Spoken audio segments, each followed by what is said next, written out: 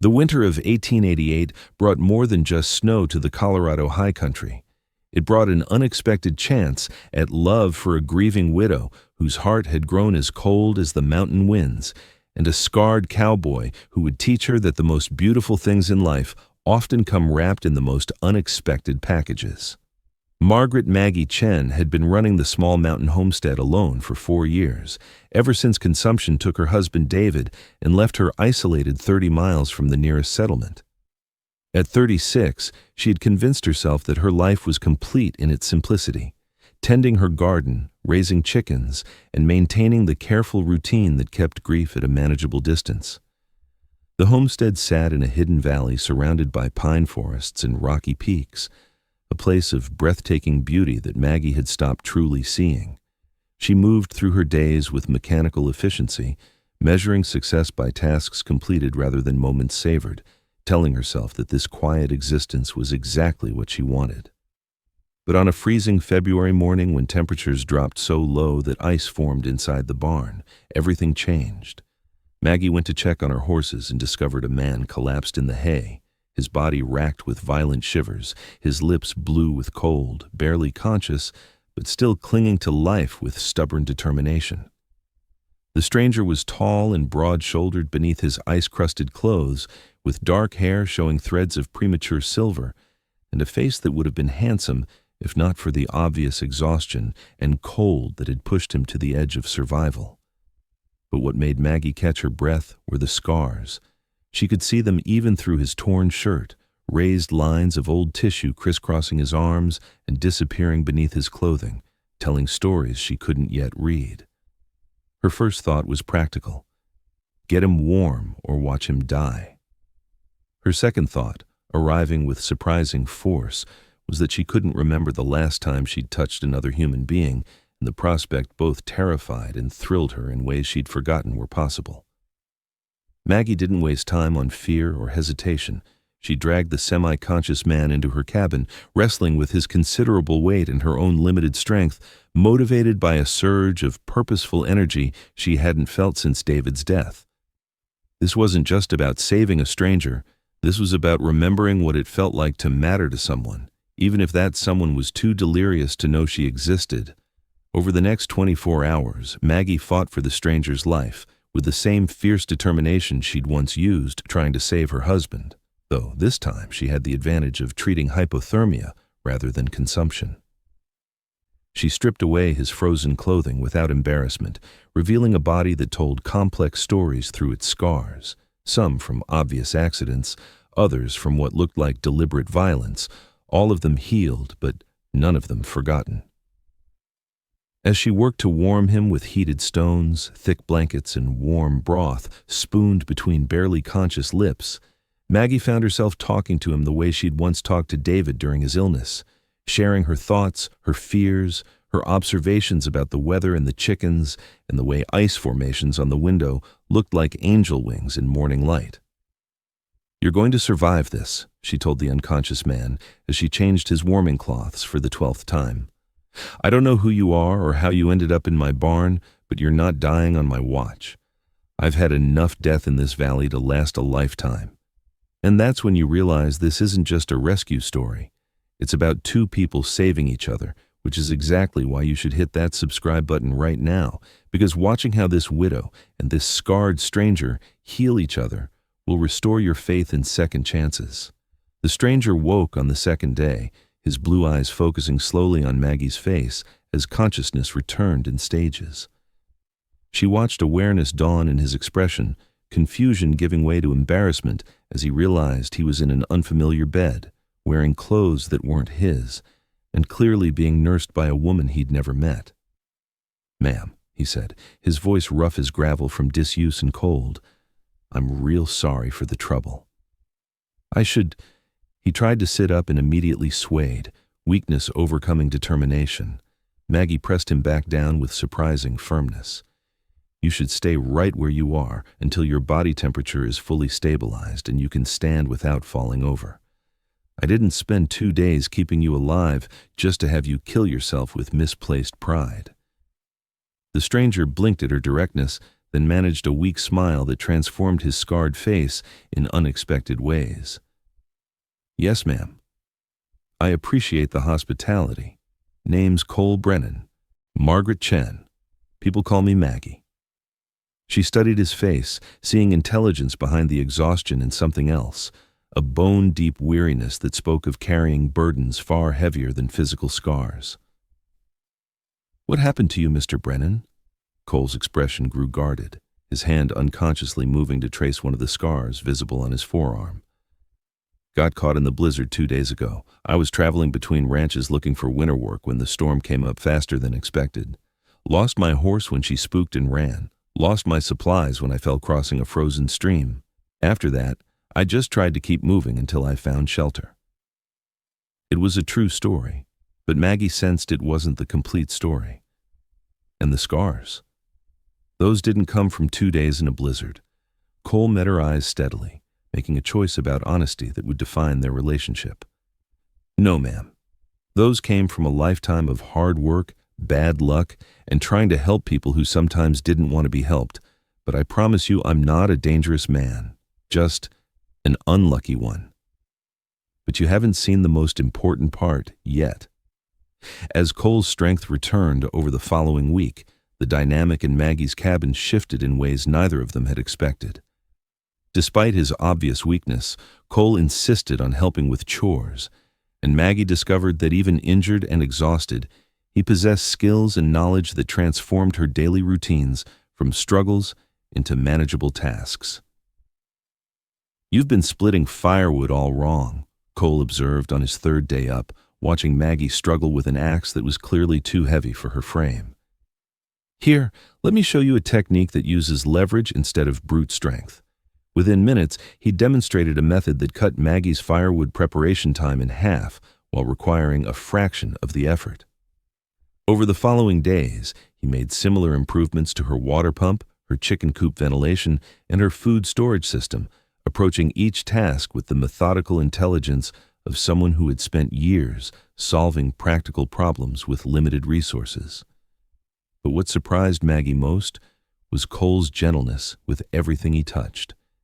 He spoke softly to her horses while checking their hooves and teeth, handled her chickens with patient care that convinced even the most skittish hens to accept his presence, and worked in her garden with reverence that suggested he understood growing things was sacred work. "Where did you learn to be so gentle?" Maggie asked one afternoon, watching Cole successfully coax her most temperamental mare into accepting a new bridle she'd been resisting for weeks. Cole's smile held both warmth and sadness. "My mother taught me that strength without gentleness is just violence waiting for an excuse. My father showed me that the most important work a man can do is nurturing life rather than destroying it. They're both gone now, but their lessons stayed with me." The conversation opened a door between them, and through it flowed stories that went far beyond simple biography. Cole told her about growing up on a small ranch in New Mexico, helping his father raise horses, and his mother tend an enormous garden that fed half their county.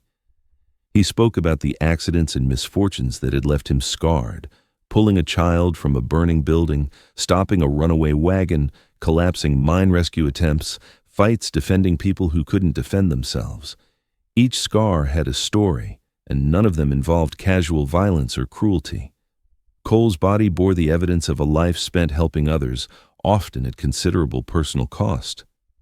In return, Maggie found herself sharing things she'd kept locked away since David's death, not just the practical details of his illness and passing, but the deeper wounds of watching someone you love slowly disappear, of feeling helpless despite desperate determination, of the guilty relief that came when suffering finally ended. "I thought isolation would protect me from feeling that helpless again," Maggie admitted one evening as they sat by the fire, her fingers absently mending one of Cole's shirts while he carved a new handle for her broken garden hoe. "If I didn't care about anyone, no one could die and leave me shattered." Cole's hands stilled their work, his blue eyes meeting hers with understanding that came from his own experience with loss. "But isolation doesn't protect you from pain. It just trades one kind of suffering for another. You stopped feeling helpless, but you also stopped feeling alive." The observation struck Maggie with the force of absolute truth, and she felt something crack in the careful wall she'd built around her heart, not breaking completely, but developing the first fissures that might eventually let light back in. Wait, don't miss what happens next. The turning point in their relationship came during a night in late March, when a late winter storm trapped them inside for 3 days. With nothing to do but talk, play cards, and share the intimate space of the small cabin, they began to develop the kind of deep connection that only forms when people have time to truly see each other. On the second night, Maggie asked the question she'd been avoiding. Why do people stare at your scars the way they do? I've seen you notice it when you think I'm not watching. Cole was quiet for a long moment, his scarred hands wrapped around a cup of coffee, firelight casting shadows across his weathered face. Because scars like mine make people uncomfortable. They want to know if I'm dangerous, if I deserved what happened to me, if my wounds came from violence I chose or circumstances I couldn't control. Most people can't look past the marks to see the person underneath. But you let me treat them, Maggie said softly. Every night for weeks now, you've let me apply salves and massage the tight tissue. That must be uncomfortable in more ways than one. Cole met her eyes with an honesty that took her breath away. It is uncomfortable. But it's also the first time in my life that someone has touched my scars with tenderness instead of revulsion. When you work on healing the damaged tissue, I feel like maybe there's hope for healing the damaged parts of my soul too. The confession hung between them like smoke from the dying fire, and Maggie realized with startling clarity that she'd been healing too, not just treating Cole's physical wounds, but allowing him to treat the invisible injuries she carried. His gentle presence had reminded her what it felt like to laugh at something silly, to look forward to meals shared with another person, to fall asleep feeling safe rather than alone. Cole, she said quietly, setting down her mending and moving to sit beside him. I need to tell you something. When I found you in my barn, I thought fate was being cruel, giving me someone to save when I'd worked so hard to need no one. But now I realize fate was being kind. You've given me something I'd forgotten was possible. What's that? Cole asked, his voice barely above a whisper. A reason to stop surviving and start living again. What you're seeing now is nothing compared to what comes next. Spring arrived with explosive beauty, painting the valley in wildflowers and turning the mountain streams into rushing torrents of snowmelt. The transformation of the landscape mirrored the transformation happening between Maggie and Cole as their relationship deepened from cautious friendship into something neither of them had expected, but both were beginning to hope for. Cole's scars continued to heal under Maggie's faithful treatment with her homemade salves, a mixture of herbs, beeswax, and oils that she'd perfected over years of frontier medicine. The tight, painful tissue gradually softened, the angry red fading to pale silver, the restricted movement becoming fluid and pain-free. But more importantly, their evening treatment sessions became sacred time when they talked about everything and nothing, their childhoods, their dreams, their regrets, their hopes for futures they'd both stopped believing were possible. Cole told her about the ranch he'd always wanted to build, where he could raise horses that were trained with patience rather than broken with force. Maggie shared her dream of turning her isolated homestead into a place where travelers could find rest and damaged souls could find healing. Why can't you do that? Cole asked one evening as Maggie worked healing oil into the burn scars across his shoulders, the worst of his injuries, from a barn fire where he'd rescued 3 horses and nearly died in the process. Do what? Maggie asked, her fingers moving in the circular motions she'd learned brought them most relief. Turn this place into a sanctuary. You have the space, the skills, and clearly the heart for healing. Why keep all that locked away serving just yourself? Maggie's hands stilled as she considered the question. Because opening your home to people means opening your heart to them, and opening your heart means risking it getting broken again. Cole turned to face her, gently taking her hands in his scarred ones. Maggie, my body is covered in scars from helping people. Some of them hurt even now, years later, but every single one of them was worth it, because the alternative was standing back and watching suffering I could have prevented. Your heart has scars too, but that doesn't mean it's not strong enough to love again.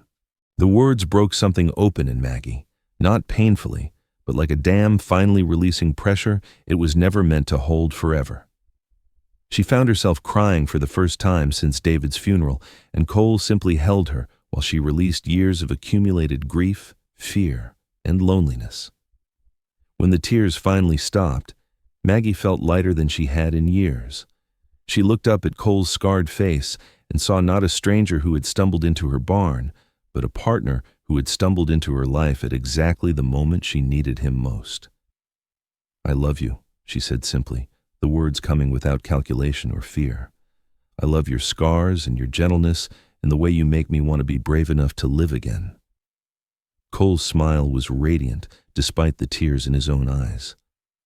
"I love you too. I love your strength and your healing hands and the way you saw past my scars to the person underneath. You saved my life, Maggie. But more than that, you gave me a reason to be grateful I survived all those years of pain." Their first kiss tasted of salt tears and hope, and it led to a night of tender exploration as two scarred people discovered that their wounds fit together in ways that made both of them more whole. The proposal came on a perfect morning in early May, when the valley was painted gold with sunrise and the air smelled of pine and wildflowers. Cole had spent the previous week building Maggie a new porch, wider and sturdier than the old one, with a swing where they could sit together and watch the mountains change colors as the sun moved across the sky. As they sat together testing his handiwork, Cole spoke with the careful sincerity of someone who knew exactly how much he was asking. "Maggie, I came to your barn more dead than alive, covered in scars that made me think I'd never find someone who could love me as I am. You not only saved my life, you healed wounds I'd carried for years and showed me that my scars don't define my worth." He turned to face her fully, his scarred hands taking hers with infinite gentleness. "I know I'm not what most women dream of, a drifter with more scars than savings, a man whose body tells stories of pain rather than glory. But I love you with everything I have, and I promise to spend every day helping you build the life you deserve. Will you marry me?" Maggie's eyes filled with happy tears that blurred the mountain view into watercolor beauty. "Cole Brennan, you're exactly what I've been dreaming of without knowing it. A man whose scars prove he chose courage over safety, whose gentleness proves that strength and kindness aren't opposites, whose love makes me brave enough to risk my heart again. Yes, I'll marry you. Yes, yes, yes." Their kiss was interrupted by the cheerful chaos of chickens demanding breakfast and horses whinnying for attention, and they laughed together at the perfect absurdity of proposing in a place where livestock had opinions about romantic moments. The wedding took place in their valley in early June, with a traveling preacher performing the ceremony under a canopy of aspen leaves, while Maggie's scattered neighbors gathered to celebrate. It was intimate and perfect, just two people who had found each other when both had stopped looking, promising to heal each other's wounds with patience, face life's challenges as partners, and never take for granted the miracle of finding love when both had thought they were finished with such possibilities. Cole wore a new shirt Maggie had sewn, the fabric carefully designed to accommodate his scars without hiding them, and Maggie wore wildflowers in her hair and a dress the color of mountain lupines. When they exchanged vows, there wasn't a dry eye among their guests, who had all heard the story of the widow who'd found a dying cowboy and discovered that sometimes the best things in life arrive frozen, scarred, and utterly unexpected. Years passed, and the isolated homestead transformed into exactly what Maggie and Cole had dreamed, a sanctuary where travelers could find rest, where wounded souls could heal, and where everyone was welcomed regardless of their scars, visible or invisible. They built additional cabins for guests, expanded the gardens to feed dozens instead of one, and created a community built on the radical premise that everyone deserved to be valued for their heart rather than judged by their wounds. Cole's scars faded to silver lines that Maggie still traced with loving fingers during quiet evenings, each one a reminder of the courage it took to keep helping others despite personal cost. Maggie's invisible scars healed as well, her grief transforming into tender memories that enriched rather than diminished her capacity for joy. They raised horses together, gentle, patient training that produced animals known throughout Colorado Territory for their calm temperaments and absolute trust in humans. They took in travelers who arrived broken and helped them leave whole. They built a life that proved the most beautiful relationships aren't perfect. They're just two imperfect people who refuse to give up on each other. On their 10th anniversary, as they sat on the porch swing Cole had built before proposing, watching sunset paint their valley in impossible colors, Maggie reflected on the morning she'd found a half-frozen stranger in her barn. "Do you ever wonder what would have happened if I'd ridden for the sheriff instead of dragging you inside?" she asked. Cole pulled her closer, his scarred hand intertwined with her smooth one. "I'd have died, and you'd have kept surviving instead of living." But fate knew what we both needed: someone brave enough to risk their heart on a scarred stranger, and someone gentle enough to show that scarred stranger he was worth loving. "Best decision I ever made," Maggie said, kissing him as the stars began appearing in the darkening sky. "Second best," Cole corrected with a smile. "The best decision was saying yes when I asked you to marry me." They argued playfully about which decision was superior, while the mountains stood witness to a love that had bloomed from the unlikeliest beginning.